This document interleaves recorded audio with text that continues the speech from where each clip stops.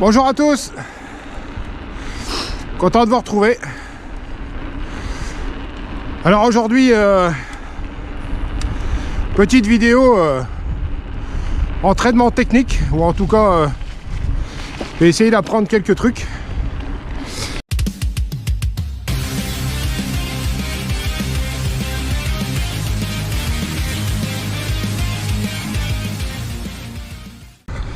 Alors les amis, pourquoi cette vidéo? Tout simplement parce que je voulais venir en réponse et en test d'une petite vidéo qu'a fait la chaîne VTT Plaisir, vidéo faite par JB et Nico, qui sont les animateurs de la chaîne VTT Plaisir, une chaîne que moi j'apprécie beaucoup, je les regarde très souvent, que je vous conseille d'ailleurs. J'essayerai de vous mettre le lien soit en haut soit en bas quelque part.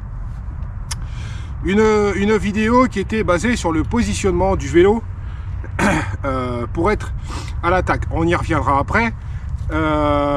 Donc je vais essayer, en fait, moi qui suis pur XC, je vais essayer d'abord ma méthode avec mon positionnement, et ensuite je vais essayer la leur pour savoir effectivement ce que ça m'apporte de plus. D'accord? Avant tout entraînement, il faut toujours une phase au moins d'échauffement, pour qu'on arrive chaud, qu'on ne soit pas surpris, que le corps soit aussi en condition.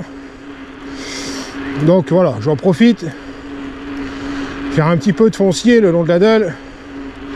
Je vais faire une quinzaine de kilomètres avant de me présenter sur mon spot pour pouvoir travailler cette technique.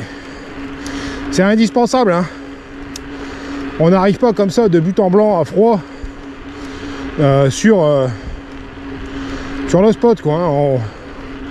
On s'échauffe bien, il fait froid, c'est l'hiver, les muscles sont froids, le cardio, il est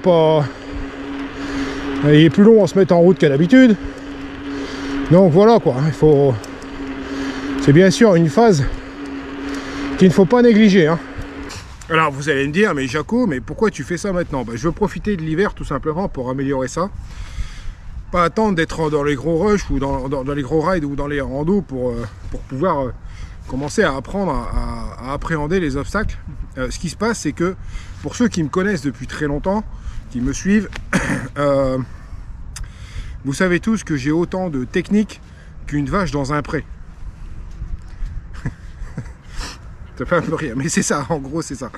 Et je suis grand, donc je suis extrêmement raide sur mon vélo. J'ai très peu de souplesse, hein.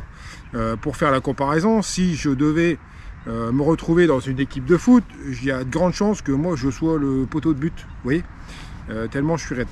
Donc voilà, il est grand temps d'améliorer tout ça. Alors, dernière raison pour laquelle je veux faire cet entraînement, et en tout cas cette acquisition de connaissances là, c'est parce que je me retrouve souvent confronté à, par exemple, cette petite descente qui est là derrière moi, qui n'est pas très compliquée, hein, que tous les Vinglois et alentours connaissent, hein. Mais par contre, j'ai toujours une petite gêne.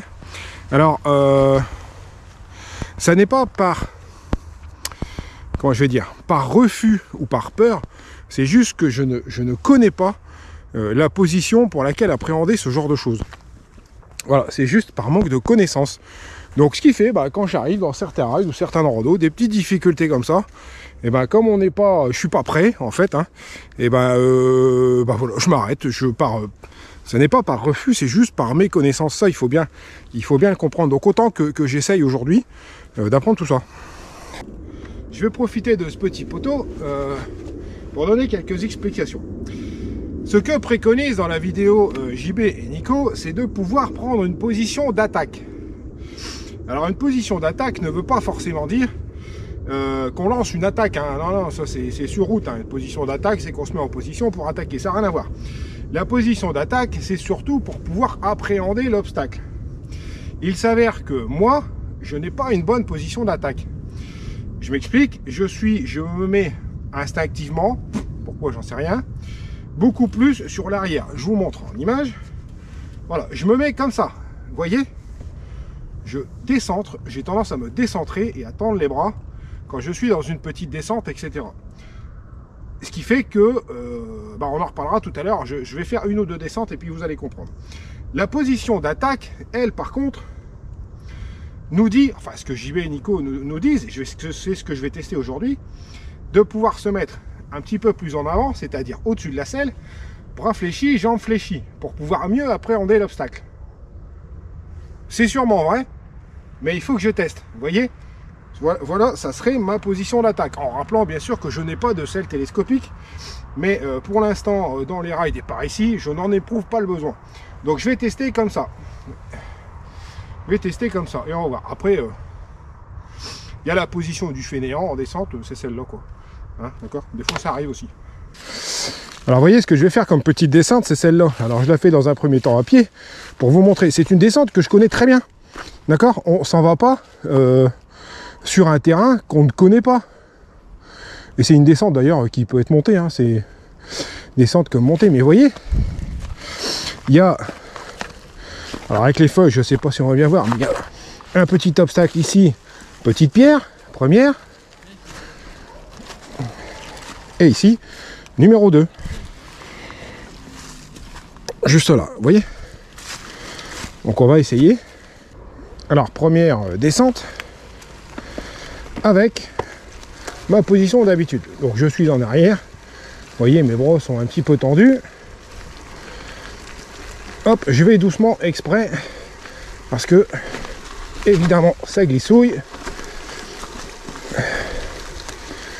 Voilà, et je m'arrête.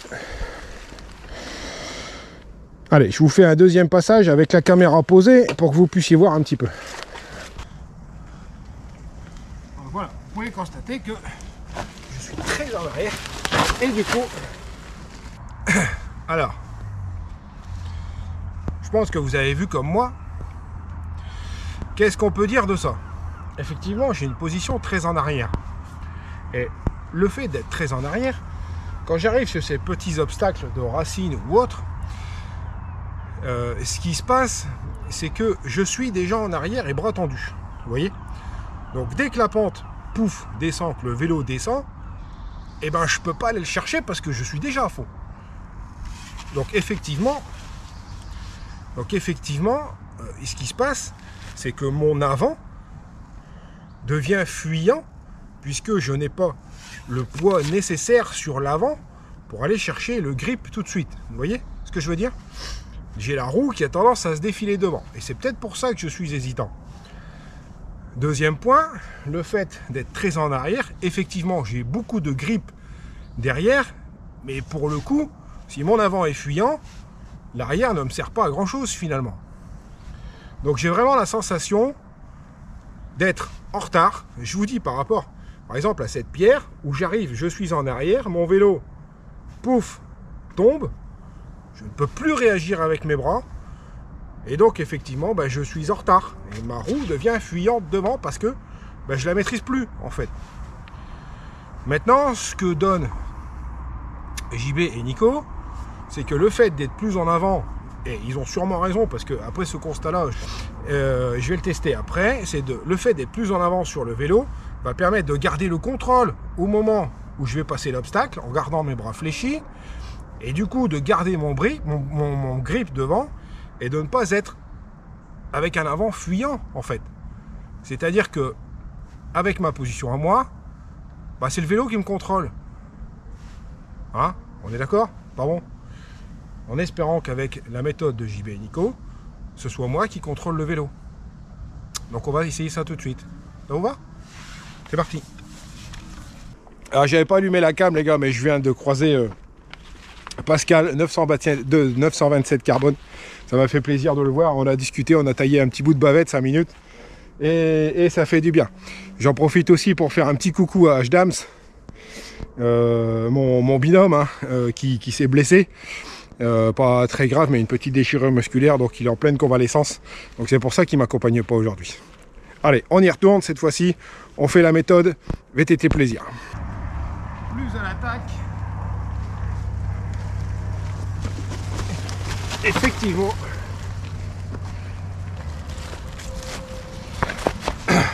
Bon, en première sensation, effectivement, je contrôle beaucoup mieux l'avant du vélo. Je réessaye.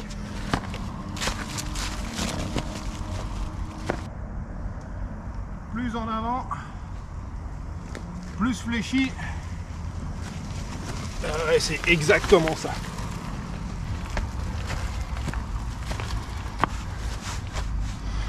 Troisième passage, les gars.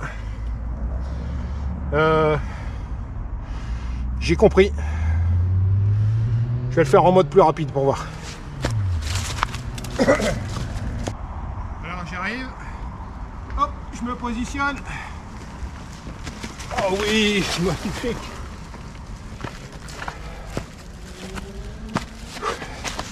Je me suis même permis de prendre la petite pierre. Vous avez vu, d'habitude je passe au milieu. Avec là, j'ai pris la petite pierre. Je recommence, ça me plaît.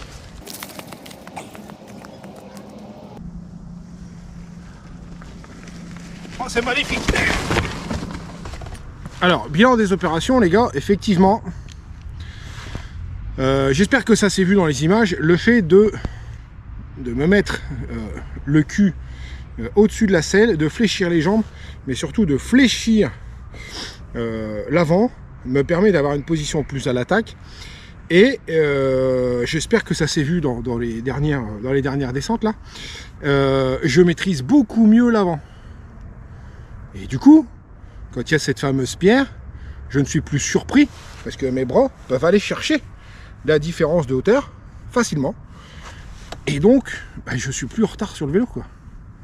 Je suis plus en retard par rapport à l'obstacle. L'obstacle, je le maîtrise. Et du coup, ça me permet de poser la roue avant où je veux et pas l'inverse. Donc, JB, Nico, merci, parce que ce conseil est très judicieux, ça fonctionne très bien. Vous disiez que c'était pour toutes les pratiques, parce que bah, moi je fais pas d'enduro, hein, les mecs, hein, donc je fais pas d'enduro, je fais pas beaucoup de descente, on est vraiment sur du XC relativement smoothie, on a que quelques petits passages parfois comme ça, mais rien de grave. Et cette technique fonctionne, donc je conseille à tout le monde de l'appliquer. J'espère que cette petite vidéo d'explication en tout cas vous aura plu. N'hésitez pas à me le mettre dans les commentaires. Autre chose aussi, j'ai un dernier petit point. Voilà, j'aimerais faire évoluer la chaîne. Déjà, première chose, on est à quoi, 510 abonnés. Qui l'aurait cru, hein, pour les petites vidéos Jaco, sans aucune prétention et en toute simplicité. Donc je voulais vous remercier absolument pour ça. Vraiment, ça fait plaisir. Il faut continuer, hein. On a passé, c'était un premier objectif. On s'était dit, si on arrive à 500 abonnés, c'est bien. Maintenant, si on arrive à 1000, eh ben, ça sera encore mieux. Alors, je disais, le deuxième point qui me ferait plaisir, voilà, je voudrais faire évoluer un petit peu la chaîne et voilà, de partager en tout cas cette chaîne et qu'on soit co-animateur entre moi et Damien. Voilà, Damien, c'est mon acolyte, hein, que j'ai rencontré il y a à peu près un petit peu plus d'1 an. Et on s'entend tellement bien que voilà. Alors je pense qu'en regardant, il sera le premier surpris parce qu'il n'est pas au courant. J'aimerais, avec votre aide, afin de pouvoir transformer un petit peu la chaîne, qu'on renomme la chaîne, qu'on trouve un autre nom. Alors je sais pas, j'ai pas mal d'idées, mais voilà, j'arrive pas à me décider. Si vous avez des idées, mettez-les moi en commentaire, ça me fera plaisir. Et puis je dirais, si vous êtes l'heureux gagnant parce que le nom me plaît, bah voilà, ça sera parfait. J'ai rien à offrir, hein, les gars, mais au moins voilà, ça aide et ça fait partie du truc. Et ça permet aussi de vous inclure un petit peu comme ça, voilà, dans la chaîne. Et puis voilà, ça serait cool. Voilà, j'ai envie un peu de changement. J'ai vraiment envie que Damien fasse partie intégrante de la chaîne parce que il le mérite largement. Un, il me supporte. Deux, il me fait des rushs vidéo. C'est lui qui tient le compte Twitter qu'on vient de démarrer. Et si je peux, je vous mettrai le lien. Parce que je sais pas comment on fait, mais je vais me débrouiller, je vais bien trouver. Et puis voilà quoi, voilà, on partage de sacrés moments et comme je suis sur une chaîne de partage, et ben si on peut continuer à faire ça ensemble, cette fois-ci ça serait nickel et ça serait parfait. Voilà. Sur ce, je vous dis, hein, petit commentaire, si vous avez des idées de nom de chaîne, n'hésitez pas. Seul impératif, c'est que effectivement, on est dans le Nord-Pas-de-Calais, ça je veux que ça reste, ce sont mes racines. Et Jaco, Damien. Bon voilà, c'est le B à bas de la chaîne, du XC. voilà, si vous arrivez à composer un nom sympa, un petit logo ou un truc comme ça, bah, je suis preneur. Si vous avez une idée, je suis preneur. Moi, je suis un petit peu à sec. Et puis voilà, là-dessus, on se dit peut-être à la semaine prochaine. Ça va dépendre de la météo et de mon emploi du temps. C'est un peu compliqué en ce moment. Et puis bah voilà. Salut les gars, à bientôt. Ciao.